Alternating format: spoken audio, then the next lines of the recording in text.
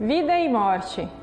Nossas atitudes e crenças sobre a morte exercem grande influência em como encaramos a própria vida. Talvez não haja sofrimento maior do que se separar de um ente querido pela morte.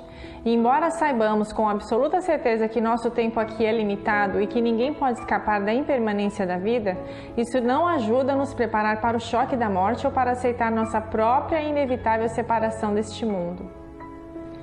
Por que nascemos? Por que temos de morrer? Que valor podemos criar a partir desta frágil existência? O budismo surgiu da busca de respostas para essas perguntas.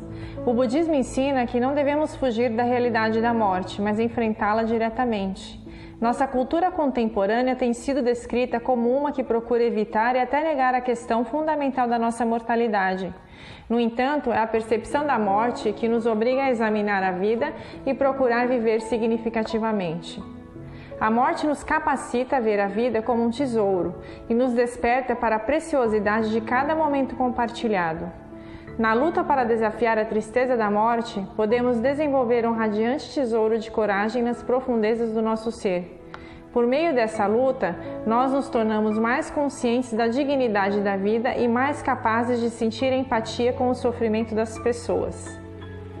Da perspectiva budista, vida e morte são duas fases de um contínuo. A vida não começa no nascimento nem termina na morte.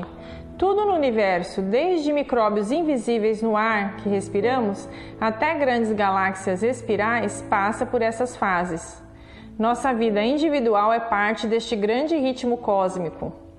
Tudo no universo e tudo o que acontece são partes da vasta teia viva de interconexões. A energia vibrante que flui de todo o universo e que chamamos de vida não tem começo nem fim. A vida é um processo contínuo e dinâmico de mudança. Porém, antigos ensinamentos budistas apresentam esse processo como um sofrimento inevitável e concentraram-se na possibilidade de se libertar dele. Shakyamuni percebeu que o desejo e o impulso fundamental que impele a vida para a frente, amarrando-nos ao ciclo de nascimento e morte. Shakyamuni percebeu que o desejo é o impulso fundamental que impele a vida para a frente, amarrando-nos ao ciclo de nascimento e morte. Eu errei, mas até que vale repetir. A cada momento, os impulsos de vários desejos são manifestados por pensamento, palavra e ação que compõem a força latente do nosso karma individual. Por essas causas e efeitos, ações e reações, moldamos a nós mesmos e nossas circunstâncias de instante em instante, perpetuando um processo fluido contínuo ao longo de incontáveis existências. Além disso, Shakyamuni ensinou que não existe alma ou indivíduo permanente e que tem existido ao longo de todo esse tempo, mas simplesmente a continuidade da energia kármica é que gera a ilusão de uma essência ou indivíduo imutável. Portanto, eliminar o desejo cortaria a energia que alimenta o ciclo de vida e morte, e, no momento da morte, a vida seria extinta de uma vez por todas. Este estado de êxtase e aniquilação, ou nirvana, era o objetivo final dos primeiros ensinamentos budistas e hoje continua a ser considerado como tal por tradição. A vida, nessa perspectiva, é um ciclo de sofrimento do qual se pode eventualmente escapar. O Sutra do Lótus, no entanto, traz uma visão completamente revolucionária sobre os seres humanos de que a nossa vida tem um profundo propósito neste mundo. Esta escritura budista, a qual Nichiren Daishonin e uma linhagem de estudiosos budistas antes dele consideraram como a expressão mais completa e perfeita da iluminação de Shakyamuni, enfatiza que a natureza essencial de nossa vida a qualquer momento é a de um Buda.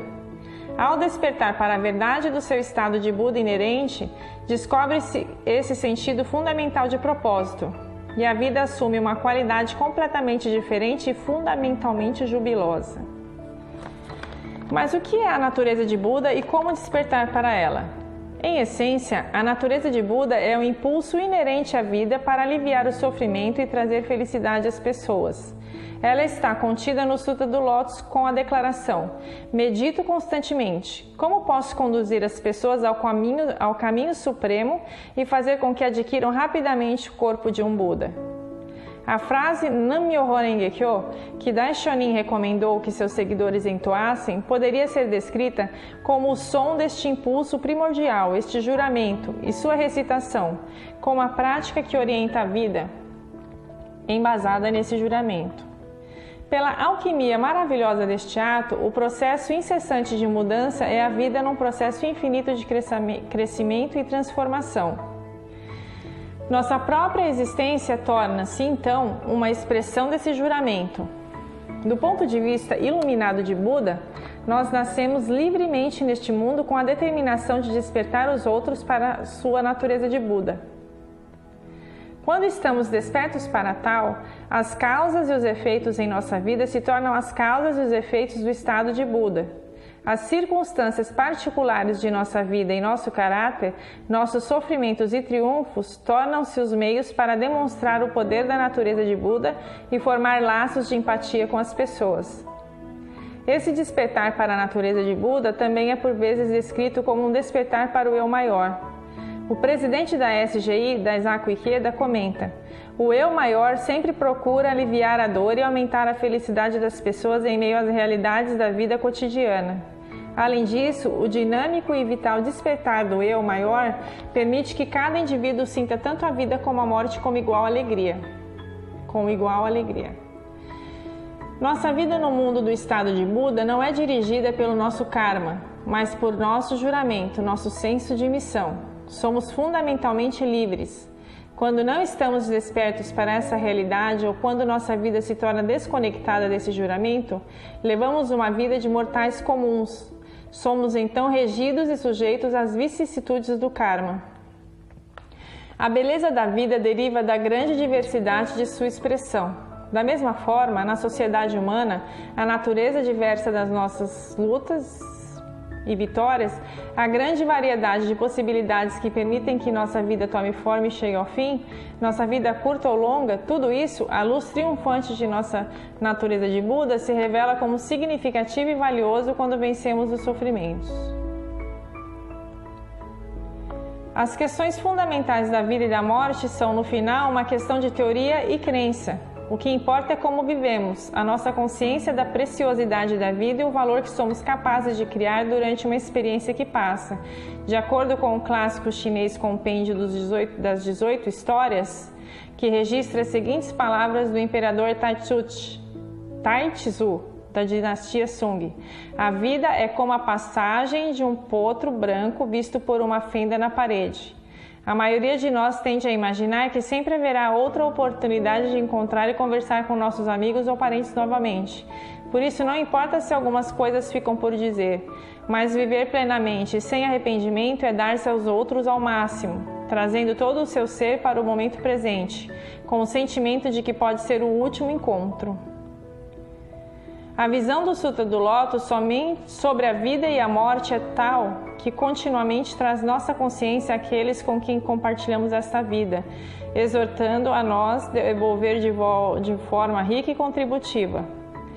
Quando agimos em prol da felicidade dos outros, sentimos uma energia renovada e um senso de conexão com a nossa essência mais profunda.